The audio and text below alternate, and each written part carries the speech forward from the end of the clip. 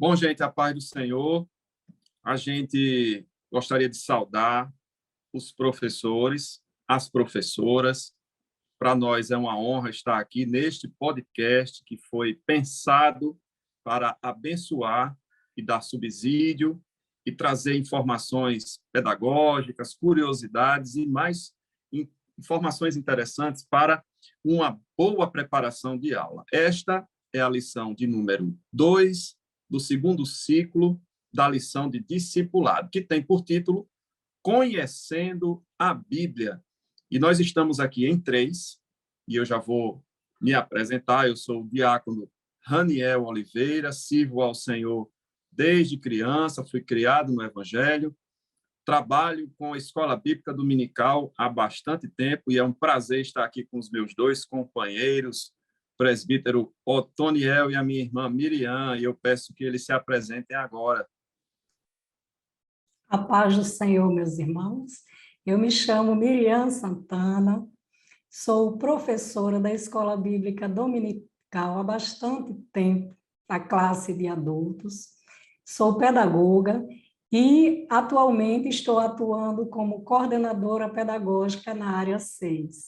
E estou aqui com vocês com muita alegria para colaborar com a obra do Senhor. Amém. A paz do Senhor, meus irmãos. Meu nome é Otoniel Félix de Lima, sou presbítero da igreja. Já há algum tempo também nós lecionamos na Escola Bíblica Dominical, já fui também superintendente de congregação, professor de algumas classes, e estamos aqui também para contribuir para o reino de Deus e fazer com que o reino cresça através justamente da nossa contribuição. Estamos aqui para o auxílio que for necessário, e agradecendo também pela oportunidade. Amém. A gente tem em comum o amor pela palavra de Deus, pela obra e pela Escola Bíblica Dominical. Como professores de Escola Bíblica Dominical, é óbvio que nem necessariamente a gente tem formação na área de ensino, e isso para você, professor, para você, professora, é para que você saiba que quando Deus escolhe alguém, ele capacita, e esse trabalho ele se propõe a capacitar, a auxiliar você, professor, você, professora. Então, nós temos aqui a lição de número 2 deste ciclo.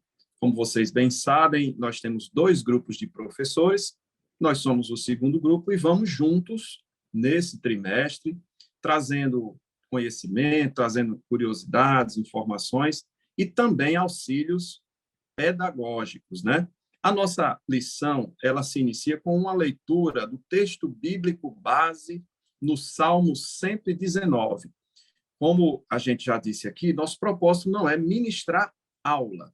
Nosso propósito é auxiliar você a preparar uma boa aula. Então, o Salmo 119, versículos 33 a 40, são os versículos que compõem a leitura do texto bíblico base. E aí, como uma primeira curiosidade, informação interessante, o Salmo 119 é formado por uma palavrinha chamada acróstico. Ele é composto pelas 22 letras do alfabeto hebraico, onde, na poesia original, né, porque a gente lê no português, a gente não tem essa percepção, mas no idioma hebraico original, cada primeira letra do versículo inicia com aquela letra hebraica, né? Então, os 8 primeiros versículos seria a letra A, e assim por diante. Então, isso é apenas uma curiosidade, porque o Salmo 119, na verdade, é uma carta de amor à palavra de Deus, né? É uma declaração de amor à palavra de Deus. Então, por essa razão, com certeza, o comentarista escolheu para falar sobre o quê? A Bíblia Sagrada. Essa lição fala toda ela sobre a Bíblia Sagrada.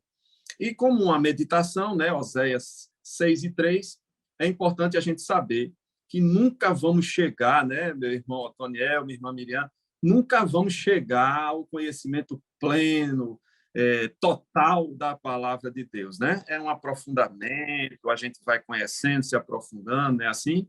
Isso. É interessante professor Raniel. E quando nós tratamos a lição de hoje, ela traz 3 divisões importantes.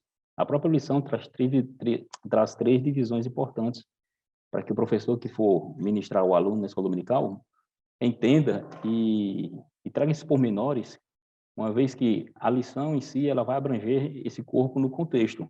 Ela é resumida, é assim, professor, é resumida, mas ela traz informações bastante importantes. Por exemplo, no tópico de número 1, nós temos ali a indicação de como a Bíblia teve origem. Seria a origem da Bíblia. Como se deu essa formação. E é importante frisar como ela foi realmente, de fato, criada. Porque a Bíblia, por ser um livro, como palavra de Deus, entendemos assim, ela não foi escrita em um período de 1 dia, 2 dias, 3 dias, 4, 5 dias, não, em hipótese nenhuma. Ela tem todo um período onde houve a sua inscrição. Os discípulos no Novo Testamento, os profetas, reis, sacerdotes no Antigo Testamento. Então, observando isso, nós vamos, em primeiro, entender por que temos o nome de Bíblia. Vamos aprender aqui, professor Niel, por que a Bíblia, como ela se chegou até nós nos dias atuais, vamos também aprender. As divergências que há entre as chamadas Bíblia hebraica, por que é divergente? Bíblia católica, Bíblia protestante. É um conhecimento muito enriquecedor, né? Porque ele vai falar... a gente tem experiências aí de pessoas que vieram do catolicismo, pessoas que têm curiosidade a respeito da Bíblia hebraica e tal. Tudo isso a gente vai ver, não é, meu amado Romirian? Mas antes da gente entrar propriamente no conteúdo da lição, a gente tem uma parte que é muito cara para esse podcast, que é abranger essa interação do professor e do aluno, que é extremamente importante, e também algumas questões pedagógicas. A gente sabe, né, que cada pessoa tem o seu universo, a sua linguagem, e essa classe, eu diria, se pode haver uma classe heterogênea, eu acho que a do discipulado é campeã, né, irmã Miriam? Verdade. É campeã. E sobre a questão da classe heterogênea, quando nós trabalhamos com o discipulado, como já foi falado, a turma heterogênea, nós sempre imaginamos por onde começar. Eu acredito que todos os professores que assumem, abraçam essa classe, eles perguntam isso a si mesmo, por onde começar?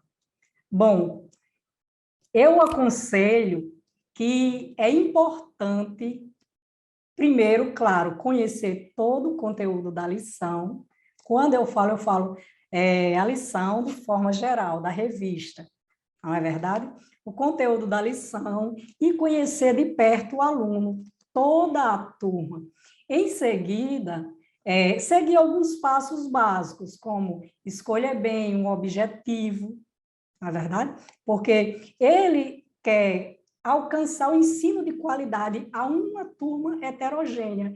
Então, é importante conhecer o aluno, a lição, escolher bem os objetivos, os métodos de ensino, estratégia, a ação, que é a forma da execução das atividades, e avaliação, que é essencial. Mas o objetivo, sempre o objetivo é alcançar uma boa qualidade de ensino. Não é verdade? A gente precisa se conectar com o aluno, né? Tipo, isso mesmo. Quem é que está ali na minha frente, né?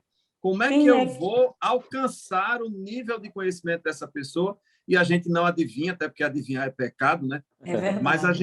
Mas a gente procura conhecer aquele aluno, né? Qual é a história daquele aluno, como é que ele chegou até ali, quem evangelizou ele, o seu universo, né? É importante, antes e pós aplicação da lição, o professor desenvolver uma avaliação prévia. Não é verdade? O que é que a senhora, como pedagoga, mais do que eu e o presbítero Otoniel, né? Assim, a gente vai ter todo um trimestre de dicas, né? Dessa área que é tão importante. Isso mesmo. e está tão bem explorada hoje. Eu comecei no tempo, não sei vocês, mas eu comecei a ensinar num tempo que a gente não falava muito de pedagogia, né, Miriam? Eu também, no tempo que nós não falávamos muito de pedagogia. Mas, com relação a isso, né, objetivo, método de ensino, estratégia. Então, digamos que nós temos. Eu vou levar para a lição de hoje, não é nem o todo, a lição de hoje, que tem como tema Conhecendo a Bíblia. Eu quero escolher um objetivo. Se eu quero escolher um objetivo, o meu objetivo seria que o aluno pudesse ter uma visão panorâmica da Bíblia, porque não, ele, como novo convertido, não temos como em uma aula... E aí não cabe aprofundamento numa lição como Não essa. cabe aprofundamento, é uma visão panorâmica da Bíblia. Esse seria o meu objetivo para esta lição. Até porque, minha irmã, Após... assim, isso é uma colocação, até porque nós não sabemos o grau assim, de entendimento que o aluno tem, né, sobre a própria De Bíblia. entendimento. Não Por podemos isso é levar algo tão importante a elevado, nem avaliação tão... prévia. Muito bem. Por este motivo é importante a avaliação prévia. Essa questão eu vou falar quando chegar nas estratégias, certo? Então, Perfeito. esse é o objetivo, que ele tenha uma visão panorâmica da Bíblia, e em seguida, aí eu vou anotar, e você também, professor, pegue sua caneta, anote esses passos, pois é muito importante para desenvolver um bom trabalho com a sua turma. Após escolher o objetivo, vamos escolher o método de ensino. Eu aconselho... Estratégia de ilustração, atividades. Não, o método, se eu vou o fazer método alguma de coisa antes da ensino, aula, né? Se eu vou isso fazer alguma mesmo. coisa antes da aula. Olha, o método de ensino é o caminho que você deve seguir para alcançar um determinado fim. Então, eu quero alcançar o ensino de qualidade. Então, que caminho seguir? Essa é a metodologia. Então, eu vou escolher as metodologias ativas para essa lição. Por que metodologias ativas? As metodologias ativas, o aluno ele aprende fazendo. E para conhecer a Bíblia, é importante que ele vá folhear a Bíblia. Ele vai se familiarizar. Então, é uma metodologia ativa. Após escolher o método de ensino, vamos escolher a estratégia. O que são estratégias? As estratégias é o planejamento de atividades que estejam de acordo com as metodologias ativas. Se eu escolhi uma metodologia que o aluno vai aprender fazendo, que atividade eu vou escolher, planejar, para que ela esteja de acordo com os métodos? Lembrando que a gente sempre tem um tempo de aula que acaba sendo um desafio também para as metodologias ativas. Na hora que eu passo a bola, né, por assim dizer, para o aluno produzir alguma coisa, eu não posso esquecer do meu fator tempo, né, irmã Miriam? Isso vai estar incluído nas suas estratégias, que é o planejamento. É importante que todo professor execute o seu planejamento quando, no período em que ele estiver estudando a lição. Dá para ele escolher o método de ensino, traçar os objetivos e escolher as estratégias que são os planejamentos, certo? Então, olha só, eu resolvi fazer uma estratégia, confeccionar uma biblioteca com livros da Bíblia. Eu estou fazendo porque o nosso discipulando, a revista muda a cada 7 anos. Então, eu resolvi, aos poucos, confeccionar uma biblioteca com livros da Bíblia. Olha só como ele vai aprender. Digamos que aqui seja o Pentateuco. Aqui eu coloquei o nome dos 5 livros, eu mesma coloquei, e como eu ainda estou produzindo, vou colocar uma página aqui, ó, onde irá ter a informação sobre o que é o Pentateuco e o que eu vou solicitar para o aluno se familiarizar, que ele simplesmente procure um versículo, procure um livro na Bíblia e um versículo de cada livro. Que represente aquele livro, né? Que represente aquele livro. Então, com essa atividade, ele irá se familiarizar, irá saber procurar os livros, irá conhecer melhor e É vai aquela famosa aprender expressão, né? Colocar a mão na massa, colocar a mão fazer, na massa. Então, folheando, né? isso Tendo é noção de método. tamanho, de espaço, né? Então, isso aí é metodologias ativas, é quando o aluno se envolve e o professor inova a sua aula. Isso faz com que o aluno aprenda mais, tenha um melhor resultado. Essa questão Após visual também, né? Muito importante, né? questão visual, após a execução da atividade, aí você vai avaliar. Será se o meu aluno conseguiu alcançar os objetivos? Ele teve uma visão panorâmica, ele sabe, conhece o que é o Novo Testamento, o Antigo Testamento, a mensagem que traz, ou pelo menos ele já aprendeu a procurar os livros. Se foi sim, então o seu trabalho, a sua atividade foi executada e você gerou aprendizagem na sua turma. Miriam, me permita fazer uma pergunta. Eu acho muito interessante isso. Realmente existe uma pirâmidezinha, né, que os estudiosos falam, Isso no grau de mesmo, aprendizagem, o né? grau de aprendizagem. O grau máximo é quando a gente faz tudo isso e está aqui ensinando. Mas é Ensinando. óbvio que nós estamos falando de um aluno que talvez não tenha nem tido esse tipo de metodologia na vida secular dele, né? Então, assim, a senhora, como conhece melhor, quanto tempo, vamos dizer assim, um professor deveria destinar em cada aula para uma metodologia ativa, por exemplo, 5 minutos, 10 minutos, não sei. 15 minutos é o suficiente, porque a questão da pirâmide, por exemplo, se o professor leva para a sala de aula a metodologia tradicional, ela é conhecida como a passiva, a metodologia tradicional. Só o Que professor ele, falando.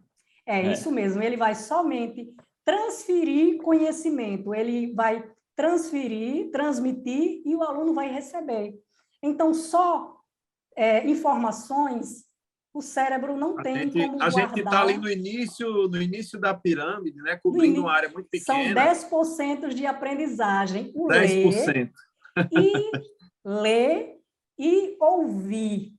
Lendo e ouvindo, ele tem de 10 a 20%, e também vendo 30%. Isso vai até 50%, se você for trabalhar somente a metodologia ativa, que é a tradicional. Mas a partir do Interessantíssimo momento isso. que você começa a envolver o aluno, a fazer rodas de conversa, trabalhar um fórum em sala de aula, que em uma das nossas aulas eu vou trazer essa ideia para você, professor, não perca as nossas aulas, certo? Vou trazer como subsídio um fórum. Então, você convida alguém para participar da aula e o aluno ele se envolve, sabe até quantos por cento ele vai, nós iremos ter um resultado de quantos por cento?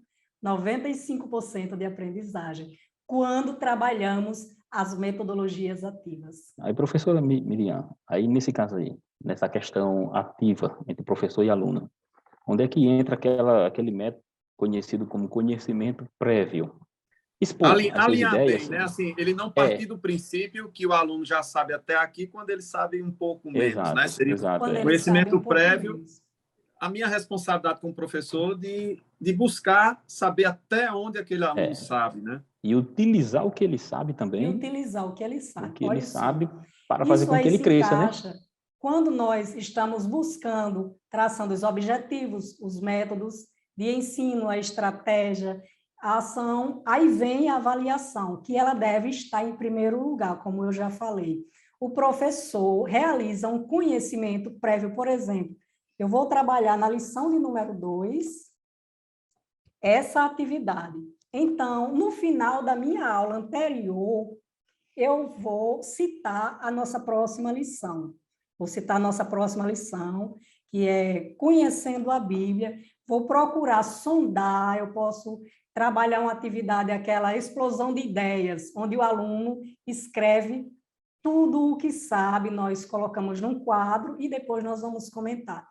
O professor que fizer uma atividade assim, ela vai servir como dados, ele vai adquirir dados do grau de conhecimento do aluno, do nível de conhecimento, e assim ele vai poder traçar as atividades para alcançar aquela sala de aula, de acordo com o nível de conhecimento do aluno. Interessante. Então, a gente faz um papel meio que de investigador.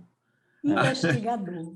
A gente checa até onde o aluno absorveu da aula passada Isso e a gente investiga, a gente checa o que ele já sabe da próxima aula. Da próxima Eu aula. entendi.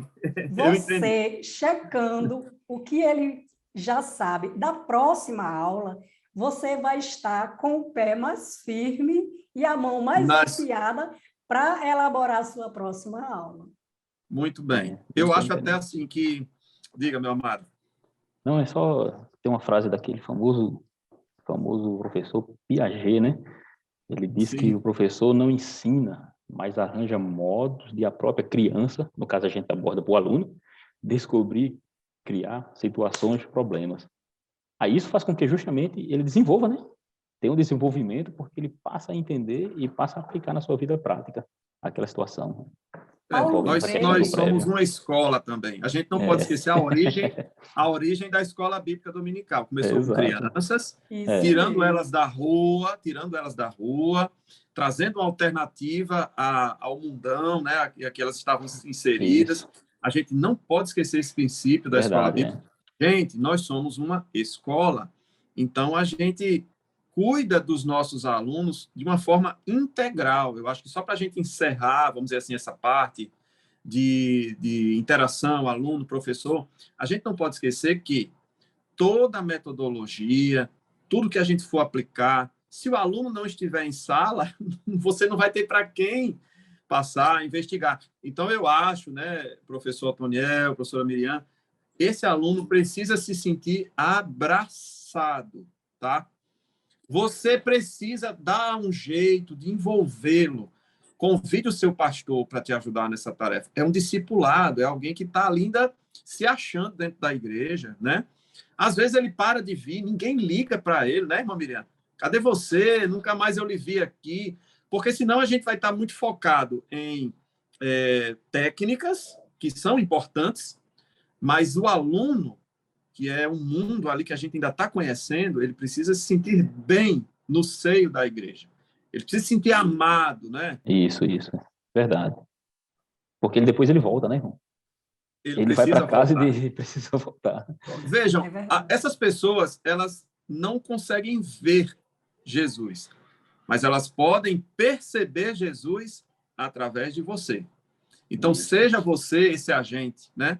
Que vai cativar, que vai trazer o aluno para perto, que vai fazer o aluno sentir da família, porque ele agora é da sua família, não é assim? Ele tem que entender que a participação dele não é irrelevante, né? Não, de forma alguma. De forma alguma. Tem que entender isso. E mesmo o discipulado, que é alguém que tem, a princípio, né, pouco conhecimento bíblico, e às vezes até se engana, ele apenas não tinha se decidido pelo evangelho, mas às vezes ele sabe bastante, ou ele foi criado como um cristão, como um católico, etc., né? Então é importante, professora Miriam, professor Tonel, a gente fazer essa pesquisa, a gente analisar quem é o aluno. Mas a lição de hoje, gente, ela é muito agradável. É uma lição que, se a gente pudesse, passaria 3 horas aqui. Isso. Mas calma, a gente não vai passar né? 3 horas aqui. Vejam só, o presbítero Otoniel falou uma coisa super interessante antes da gente entrar nessa parte pedagógica, mas eu queria agora já entrar no conteúdo da lição junto com vocês. Vamos juntos, né? Vamos entrar agora no conteúdo. Professor, pega aí seu lápis aí, vá anotando as coisas. Enfim, a Bíblia Sagrada, tal qual a gente conhece, ela é feita por uma editora, né? Ela está lá produzida, toda bonitinha, já numa certa sequência, com divisão de capítulos, de versículos, mas sempre foi assim, sempre foi assim. Como é que se usava a Bíblia nos tempos de Jesus Cristo? Eram enrolos, em papiros? Como é que começou tudo isso, presbítero Otoniel? Você começou falando tão bem sobre isso. É importante a abordagem que o professor faz com relação a essa formação em como era. Nós não tínhamos na antiguidade, como temos hoje, a Bíblia, como temos aqui. 66 livros, está aqui as escrituras, e conseguimos levá-la para onde nós quisermos, só que havia... No único volume, né? No único volume. E não era dessa forma, né? Como as comunidades, elas tinham... Não era tão fácil também a produção, então, livros ou partes da Bíblia Sagrada eram escritos em rolos, depois veio a evolução do pergaminho, e depois veio o papiro, mas esse conjunto de Bíblia, que nós chamamos de Bíblia, ela tem origem justamente por causa da sua palavra que significa, né, coleção. Biblion, coleção.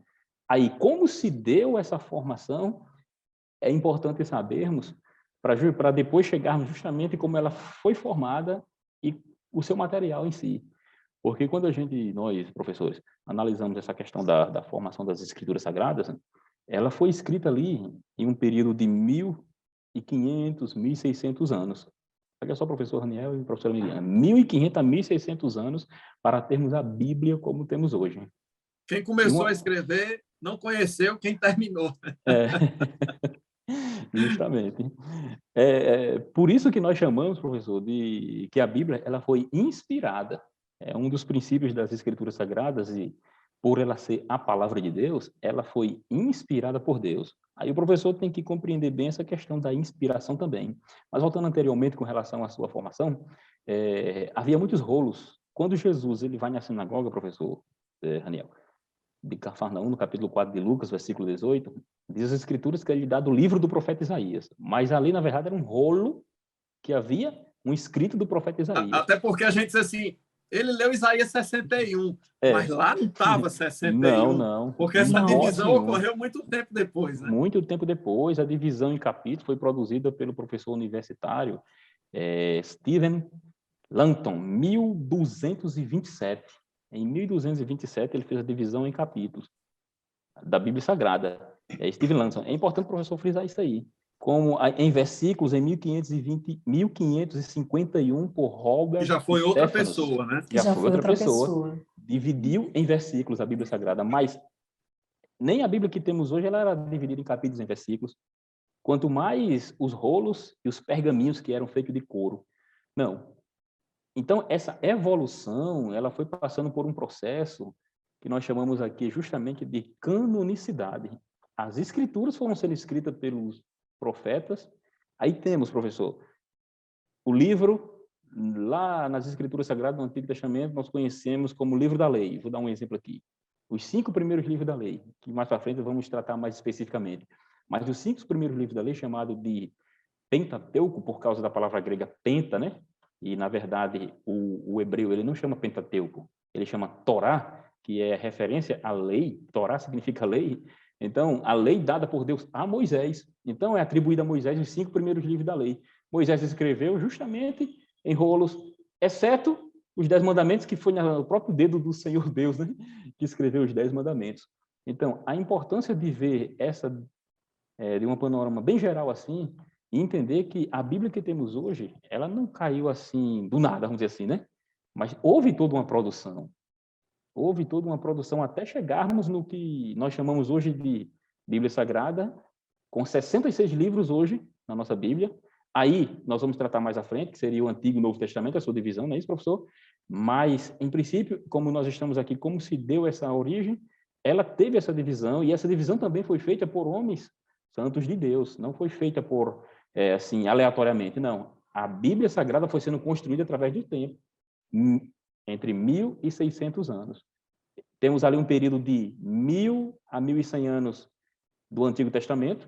Temos um intervalo, né, professor, chamado de silêncio profético, aqueles 400 anos, 400 anos onde Deus não houve revelação divina, é onde surgem os livros que nós chamamos de apócrifos, Macabeus, esses livros que chamamos de apócrifos.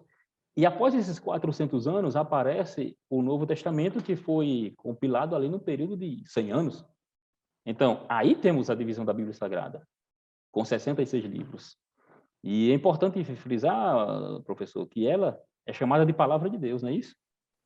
Perfeitamente. Eu estava vendo aqui, queridos, depois eu vou apresentar essa Bíblia aqui para vocês, que é uma curiosidade também muito interessante. A expressão "assim diz o Senhor" é que essa canonicidade, essa participação de 40 autores sempre suscita muita dúvida nos alunos, né? 40 autores, 1.600 anos, enfim.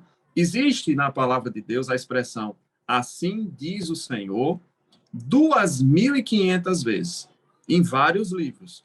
Então, é muito importante o professor frisar, primeiro, que essa divisão de capítulos, de versículos, etc., não altera o conteúdo da palavra de Deus.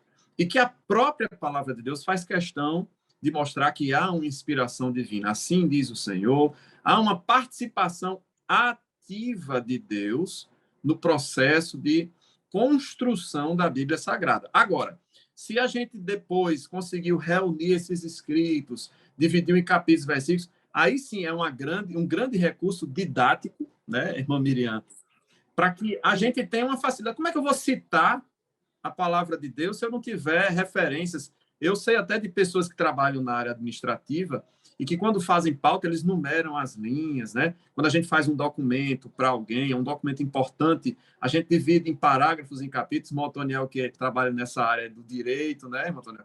A gente tem que ter referências, né? Para citar, para lembrar e etc. Né? Por isso que a gente divide os documentos em páginas e tal. Então, essa foi a intenção de quem participou nessa divisão de capítulos, versículos, mas sem alterar o conteúdo. Eu queria só citar, para a gente dar continuidade aqui, os escritos do Mar Morto. Eu acho extremamente importante, porque, dentre vários livros que foram encontrados, o livro de Isaías estava intacto e já no século passado, né, acho que 1947, alguma coisa assim, e a Bíblia foi comparada com o que vinha sendo trazido há séculos para os dias de hoje. E nenhuma letra sequer sofreu alteração. Eu acho fantástico, porque a Bíblia não é apenas um livro, gente. A Bíblia é a palavra de Deus. É um conteúdo sobrenatural. A gente não pode tirar isso, né? E aí, irmã Miriam?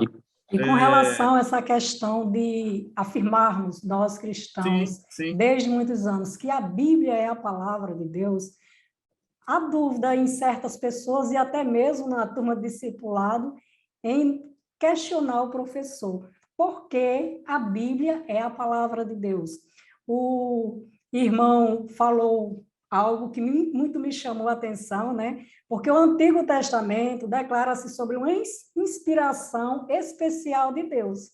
E, como o irmão Raniel mesmo disse, a expressão "e disse Deus", que surge mais de 2.500 vezes, isso prova que a Bíblia, ela é a palavra de Deus.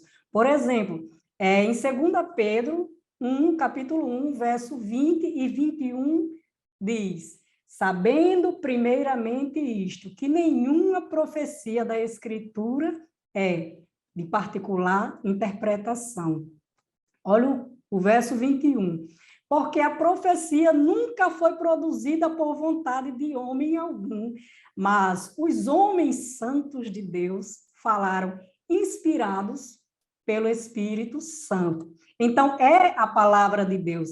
Este versículo, ele nos faz entender que o Espírito Santo encheu, insuflou as faculdades mentais dos escritores para produzir uma palavra perfeitamente divina, não é verdade?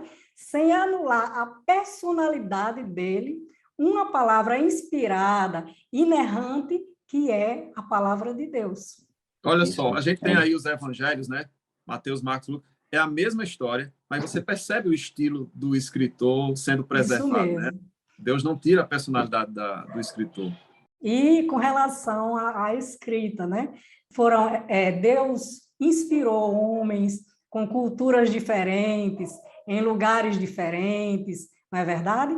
Por exemplo, olha só, em lugares diferentes, Moisés no deserto, Paulo na prisão, Jeremias na masmorra, mas eles foram insuflados pelo Espírito Santo, foram cheios, inspirados pelo Espírito Santo. Eu vou anotar essa palavra aqui, viu? E é importante essa questão aí que a nossa Miriam levanta, porque quando falamos que é a palavra de Deus, a Bíblia é a palavra de Deus, com os 66 livros, Alguém pode dizer, mas como é a palavra de Deus se for escrita por homens, né? Uma das perguntas que surge muito, né, Essa é na escola clássica. dominical, principalmente no Essa, discipulado. Homens, essa é clássica, essa pergunta. como pode? É onde vai entrar justamente o que nós chamamos, o que ela falou, em um outro versículo que vai corroborar, é a segunda carta de Paulo a Timóteo, 3:16. 3:16. Toda a palavra de Deus, ela é inspirada. E interessante que inspirar aí é soprar, né? O termo grego para inspirar é soprar. É como se Deus estivesse informando aos discípulos o que ele deveria dizer. E o termo inspirar, que a nossa irmã leu na carta de Pedro, é ser movido. Ou seja, o Espírito de Deus levou os discípulos e moveram ele a escreverem algo. Aí tem que fazer-se uma distinção entre o que a gente chama de inspiração mecânica. É importante o professor aprender a frisar esses termos, né? Inspiração mecânica, ou seja, é aquela inspiração que Deus estaria ditando as palavras. E não é assim que nós não cremos. Nós não cremos dessa forma. Não é um ditado, certo? Nós cremos na chamada inspiração verbal e plenária. Por que verbal? Porque, de fato, são palavras que Deus inspirou os apóstolos, mas eles foram utilizados suas próprias culturas. Deus não modificou a mentalidade nem deixou ninguém culto para falar de forma limpa, não. A forma que cada discípulo tinha era peculiar. Se lê os textos de Pedro, os textos de Paulo, eles têm diferenças nos seus originais. Por quê? Porque cada um tinha a sua peculiaridade. Então é importante frisar isso. Sim, uma coisa que a gente, para nós não esquecermos, o escrito da Bíblia, na Bíblia Sagrada, nós temos o hebraico, o grego e ainda algumas partes que foram escritas em aramaico, né? Deus utilizou o hebraico no Antigo Testamento e de uma hora para outra, nós não sabemos o motivo, né? Mas eles passaram a escrever em aramaico essas frases. Já no Novo Testamento, predominou o grego. E temos hoje, professor, quase 6.000 cópias de textos da Bíblia Sagrada. Cópias, porque como nós falamos no início, nós tínhamos os rolos e depois foram os papiros, os pergaminhos, e a cada ano se encontra cópias da Bíblia Sagrada. Cópias, principalmente do Novo Testamento. E um ponto importante também para nós frisarmos, o professor Daniel falou a respeito do profeta Isaías e os manuscritos do Mar Morto.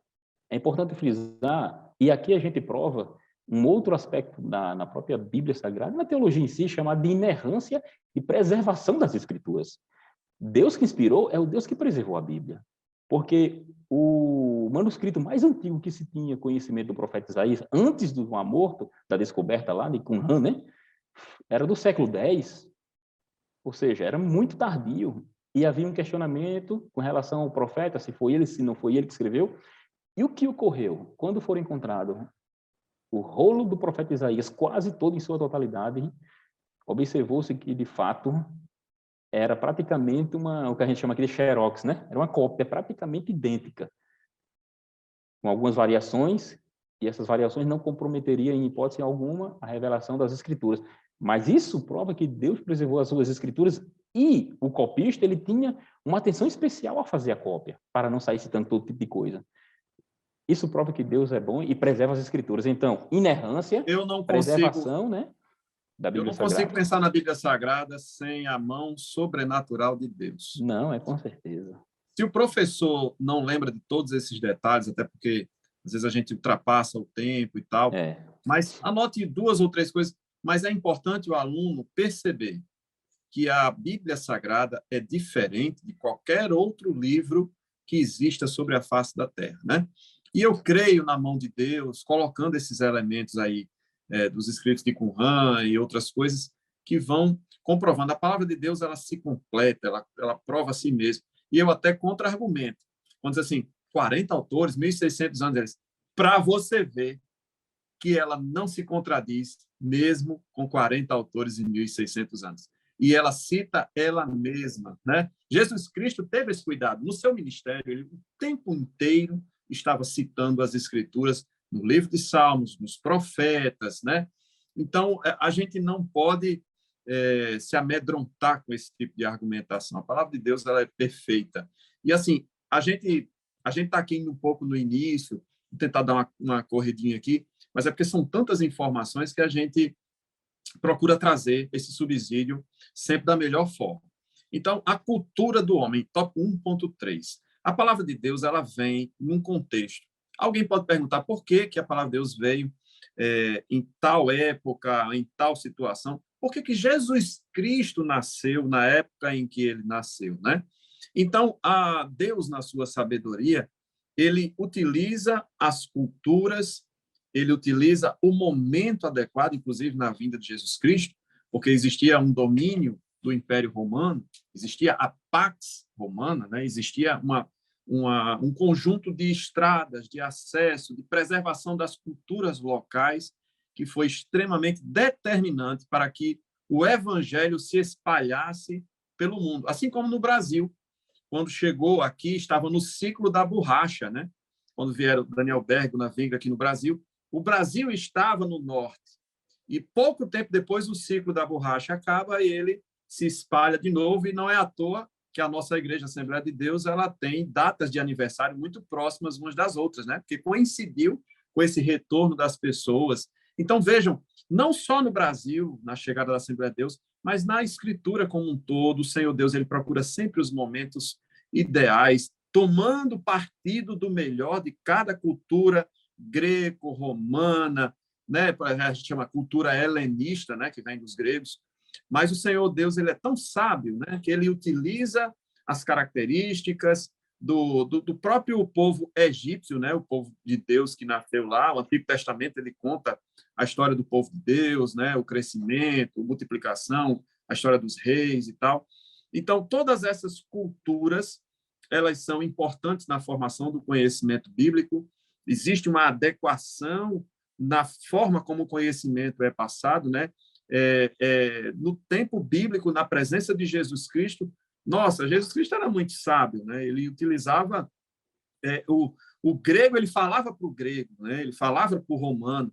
A gente tem essa característica quando os evangelhos são escritos, né? Você pega o evangelho de Marcos escrito para o judeu e assim por diante. Então, nós temos uma preservação, não só uma preservação de culturas, mas o que há de melhor em cada cultura é utilizado e preservado na palavra de Deus. Isso também é um indício da comprovação histórica da palavra de Deus. À medida em que a palavra de Deus vai citando os reis, os príncipes, as nações, qualquer historiador, iniciando por Flávio Joséfo, que é do primeiro século, mas qualquer outro historiador, ele pode facilmente comprovar que aquilo que está citado na palavra de Deus a cada época em que os livros foram escritos, ela pode ser comprovada historicamente. Eu acho isso de uma sabedoria divina inconfundível, né? Então, assim, eu vou pedir, não é interessante isso? Só um fato importante, interessante. Isso a gente chama de processo de inculturação, né? Isso mesmo. Onde Deus adentra na cultura do homem, mas ele não adentra na cultura do homem para, vamos dizer assim, acabá-la ou exterminá-la. O que é ruim da cultura tem que ser realmente desfeito, né? Mas a cultura em si, que é uma criação divina, inclusive, porque faz parte do homem, Deus ele adentra nela e muitas das vezes Deus se utiliza daquela forma da própria cultura do homem para falar aos homens. Veja as cartas no Apocalipse, as 7 igrejas. Ele utiliza de formas que só os asiáticos lá sabiam, como a porta aberta, como pede a mim para que compre olhos para o colírio para os teus olhos. Ou seja, eram situações específicas. E o interessante é que temos uma situação bem específica ainda na época do Egito. Eu vou até citar isso aqui, estava estudando esse assunto e observei que existe aquela passagem em Êxodo, capítulo número 7, onde há a serpente de Moisés, que Moisés tinha na mão, na verdade, o cajado de Moisés, que transformou-se na serpente, né, pelo poder de Deus, e engoliu a serpente dos magos de Faraó. Aquilo ali foi uma forma, e se nós observarmos as escrituras, vai estar escrito lá que os magos de Faraó, ao observarem aquele fato da serpente sendo engolida pela serpente que Moisés estava na mão, que era o cajado, na verdade, e depois transformou na serpente, eles viram e reconheceram um agir de Deus ali. Agora, por que isso?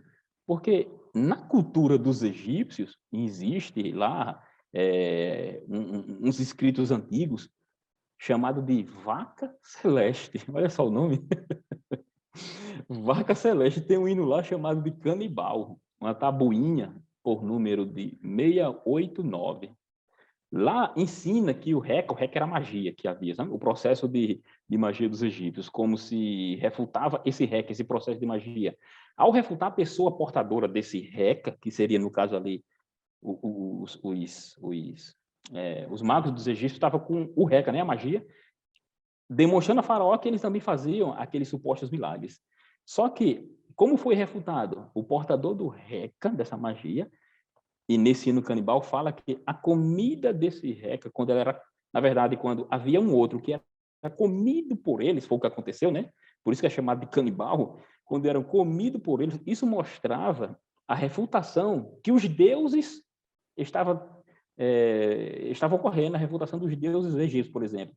Então, uma vez que eles conheciam isso na sua cultura, de que se houvesse, de uma forma sobrenatural, essa outra magia, vamos dizer assim, sobrepujando, engolindo a outra, e aquela outra desaparecendo, eles estavam reconhecendo que havia algo maior. E isso era Deus agindo para aquela mostrar coisa, para Faraó.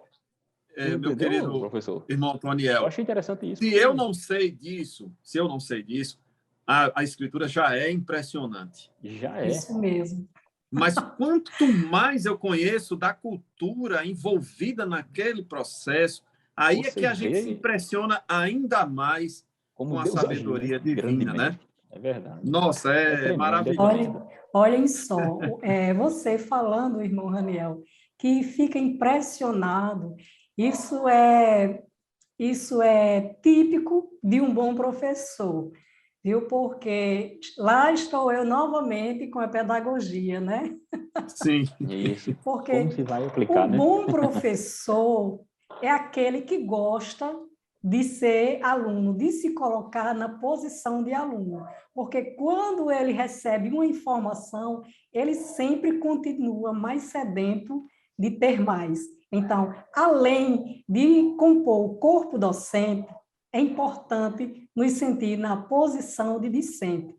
Porque eternos discentes. eternos discentes, nós precisamos ser eternos discentes. Então, é regozijante aprender, é muito bom aprender, não é verdade? Maravilhoso. Então, eu também estava aqui observando o presbítero Otoniel e estava com o meu coração. A gente se delicia, né? Falar Isso da palavra mesmo, de Deus sem é isso, palavras. né? É Isso tentar Porque fazer mesmo, isso num tempinho tão curto. num tempinho E tão você, Eu quero curto. até e você propor vê a a revelação, vocês, né? A né? revelação. Isso é uma das questões que tem que ser falada, é a revelação de Deus.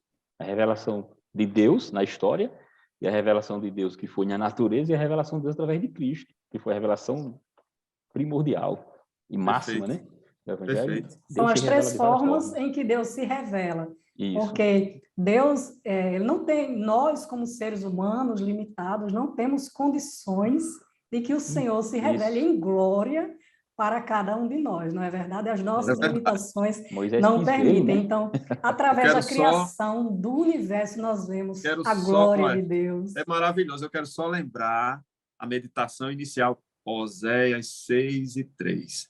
Prossigamos em conhecer o Senhor. Não há limite, né, para conhecer o Senhor. Não tenha fastio, professor, de conhecer o Senhor. Deixa eu fazer uma proposta para os meus caros colegas aqui. A gente tem a segunda e a terceira parte da lição, e a gente não quer se estender tanto. Em rápidas palavras, a gente tem a segunda parte da lição falando sobre o Antigo Testamento, o que é, qual é o assunto, e temos a terceira e última parte da lição falando sobre o Novo Testamento. Então, a gente não se propõe aqui, professores, a fazer a aula por você, não. A gente vai trazer aquilo que é interessante. Então, por exemplo, essa segunda parte da lição, nós temos aí, por exemplo, como está organizado, né? Pentateuco, essa parte, a própria lição, ela já é autossuficiente nessa distribuição, né? Então, eu vou propor aqui para os meus colegas que a gente não se detenha tanto nessa parte, porque essa distribuição ela é muito fácil de mostrar. Você pode fazer isso, né, irmã Miriam? Coloca num quadro, né? Escreve lá, ou já traz isso impresso num cartaz, porque a importância do contato visual para ajudar a nossa mente a gravar. Coloque em cores, né? Não sei se estou sugerindo certo.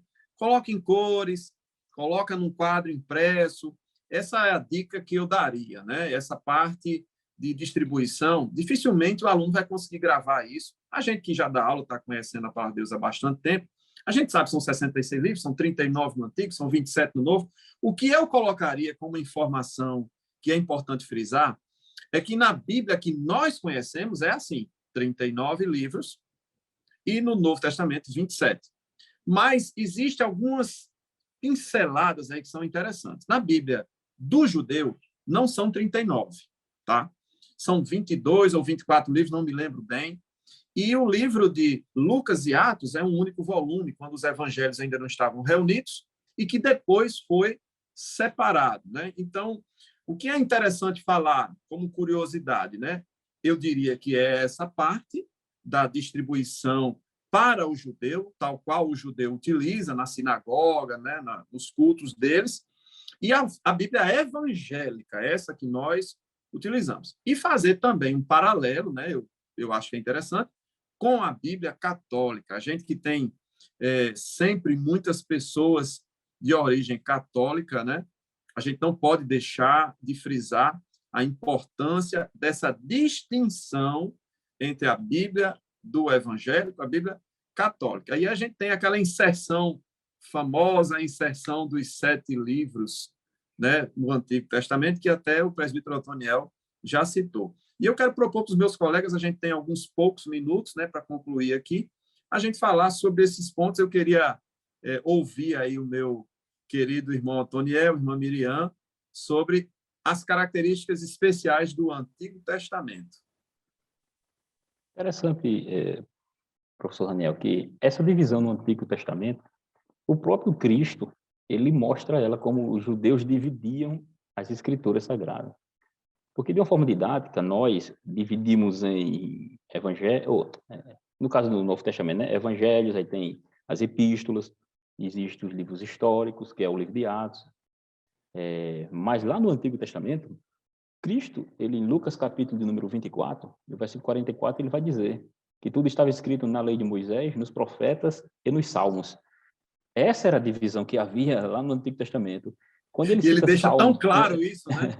Isso, Quando ele cita Salmos aqui, era porque o livro que encabeçava os chamados escritos sagrados. Então, era lei, profetas, escritos ou escritos sagrados. E a diferença do que havia, importante frisar também, que havia no Antigo Testamento para o nosso, no todo que você falou com relação a 24 livros, né? E por que seria menor se no nosso 139 e são os mesmos livros? Porque a nossa Bíblia são os mesmos livros da Bíblia hebraica, do nosso Antigo Testamento. A questão é simples, basicamente simples, né? É porque nos primeiros livros de Crônicas e segundo livro de Crônicas, primeiro rei, segundo reis, esses livros que são primeiro e segundo, na nossa Bíblia, eles estão como primeiro e segundo, dividido em primeira e segunda parte. Só que para o hebreu, eles não fazem isso. É apenas um livro. Por ser um livro, então aparentemente parece que há menos livros, mas não.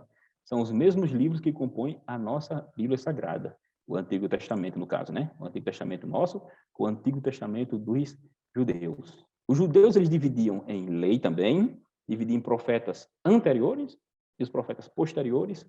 Eram divisões que eles faziam para identificar os períodos de cada um. Os judeus também dividiam as suas escrituras como... na verdade, chamava as escrituras como, de fato, lei.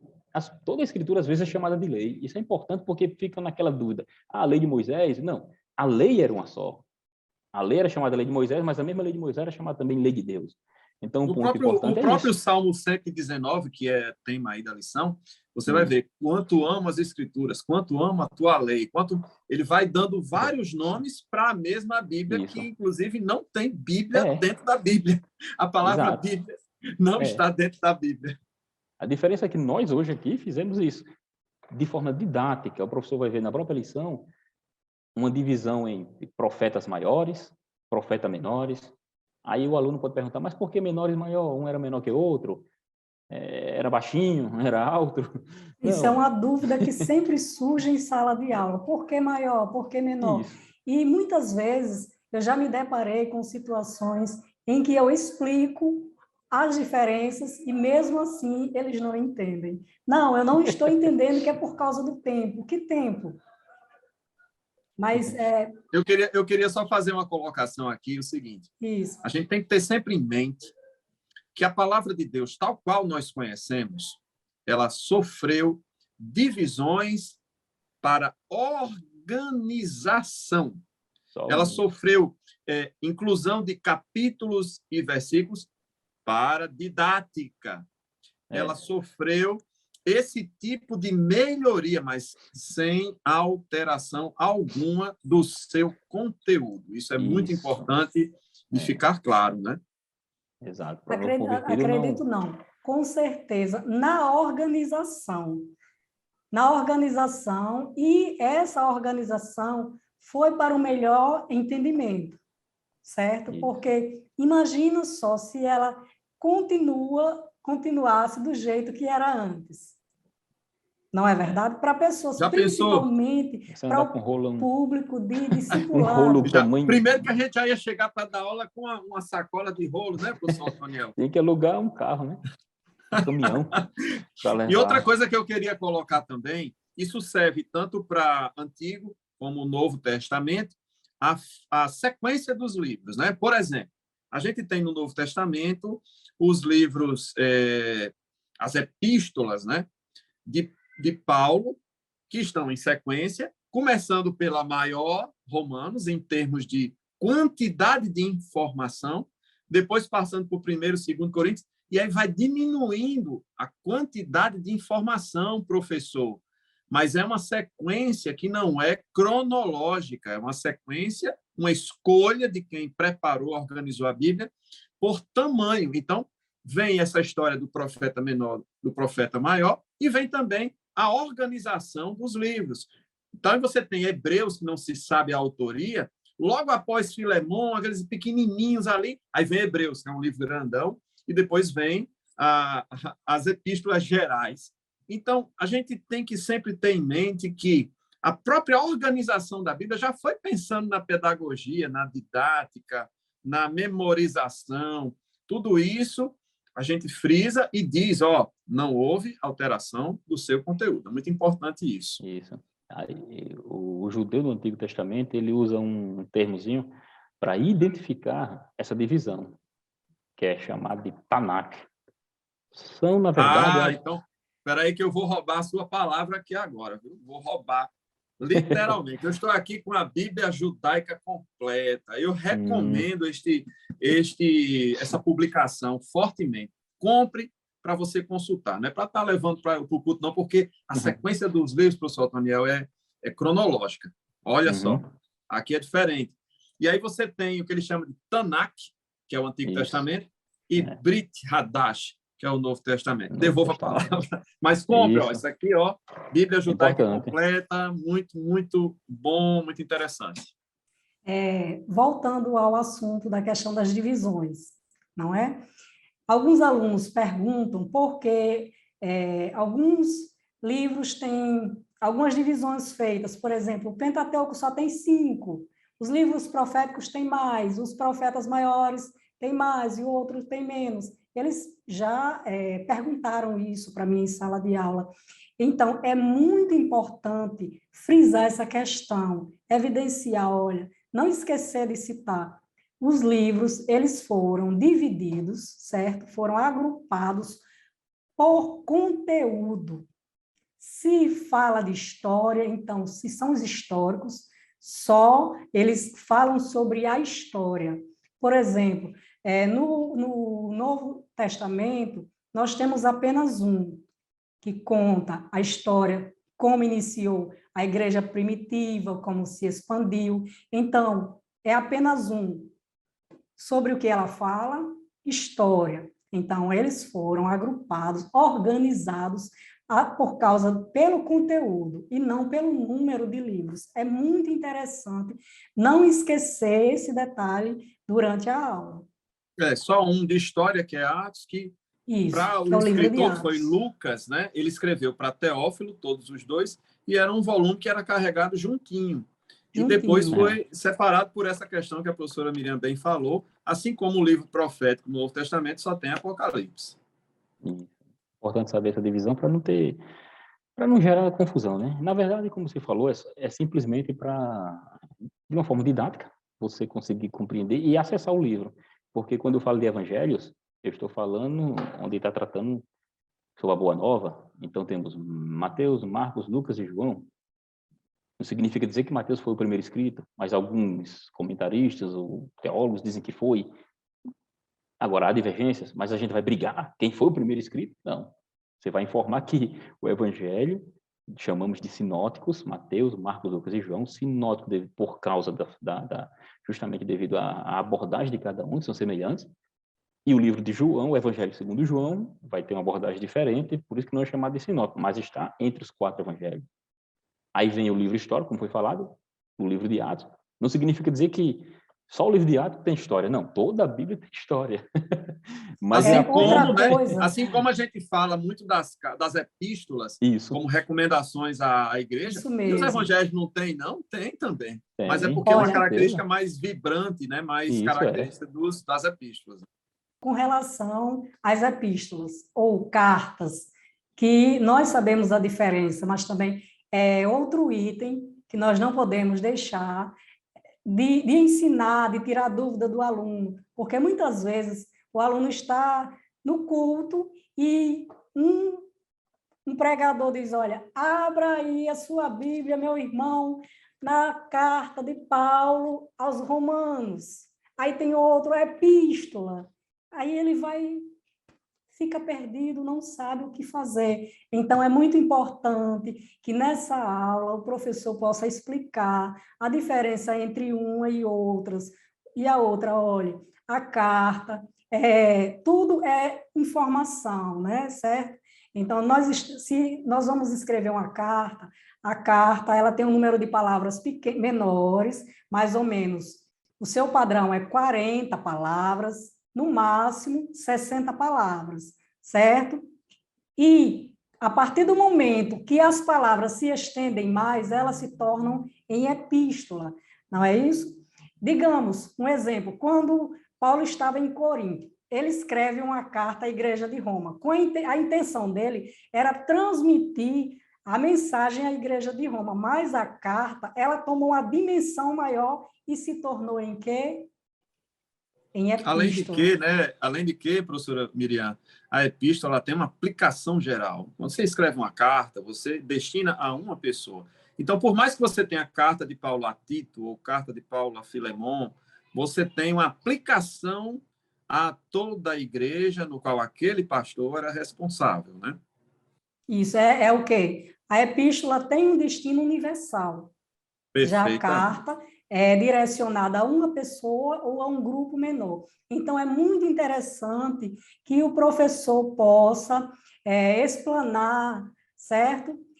Conversar com o aluno sobre isso, tirar as dúvidas, perguntar se ele ainda tem alguma dúvida com relação a essa diferença entre carta e epístola. E outra coisa, quando nós... Ela é de origem o quê? Feminina, não é verdade? Digamos. Então, quando nós nos referimos ao livro que é carta, como é que nós devemos falar? No Novo Testamento sempre é assim, né? Pois é. Aí, lá no Antigo Testamento, eles vão dizer o quê? Primeira Reis, não é verdade? É verdade. O livro é o quê? Masculino. Primeiro. Eu já vi muitas pessoas, né? Primeira Reis, Segunda Reis. Como não é livro, carta, não é carta. Não é carta, não. Então, como é livro, então nós vamos dizer primeiro Reis, segundo Reis. E quando é cartas ou epístola, nós vamos dizer primeira. É muito importante passar essa informação para o seu aluno. Não esqueça. Meus amados, a gente, infelizmente, já está com o tempo esgotado. Eu queria apenas passar aí a palavra para os meus companheiros. O tempo passa rápido, né? A gente se empolga, a gente assim, ama a palavra de Deus. Mas eu queria passar aí para vocês fazerem as considerações finais, né? E uma saudação final, que sempre tinha nas epístolas, tá? Saudação inicial. Saudações finais. Eu deixo aqui o meu abraço para você, professor. Conto com você nas próximas aulas, nos subsídios, né? Esse podcast é essa conversa assim aberta, descontraída, mas com bastante informação, com bastante conteúdo. E você só tem a ganhar se juntando a nós, permanecendo conosco nesse trabalho que é, com certeza, nascido no coração de Deus. Professor Otoniel, Miriam, meu abraço a vocês também. Passo a vocês a palavra para a saudação final desta aula. Eu também desejo agradecer a todos vocês que estiveram conosco. Nós esperamos que nas próximas aulas você possa estar aqui novamente assistindo as nossas aulas e que nós estamos sempre dispostos a colaborar com todos vocês. Nós vamos estar aqui novamente para trabalhar juntamente com vocês a lição de número 4, que tem como tema Crendo no Deus Trino. Deixo para vocês o meu abraço, fiquem na paz do Senhor e que o Senhor abençoe a você e a sua família grandemente. Amém. Professor Raniel, professora Miriam, agradeço grandemente a oportunidade. Informamos também que o professor, se quiser ter um contato conosco, acredito que não há nenhum problema. Depois será passado talvez os contatos, se for necessário. Alguma dúvida, algo que desejem a mais, porque o tempo aqui ele não permite nós adentrarmos de uma forma mais profunda, mas nos ajuda a conhecer não só o que o aluno, o que o professor está desejando. E aqui, com o tempo que temos, nós somos bem sucintos, mas não esquecendo, as Escrituras Sagradas, ela é a Bíblia, é a palavra de Deus, ela é inerrante, ela é inspirada, certo? Inspirada a palavra de Deus. A Bíblia que temos em nossas mãos, ela foi preservada pelo nosso Senhor. Então, fica com a paz do Senhor Jesus e saiba que estamos aqui para ajudar. Amém. Amém. Deus abençoe você, professor, você, professora. Continua conosco nas próximas aulas. Deus abençoe vocês também, professor Otoniel, professora Miriam. Foi uma bênção estar aqui com vocês. Amém. Amém. Obrigado.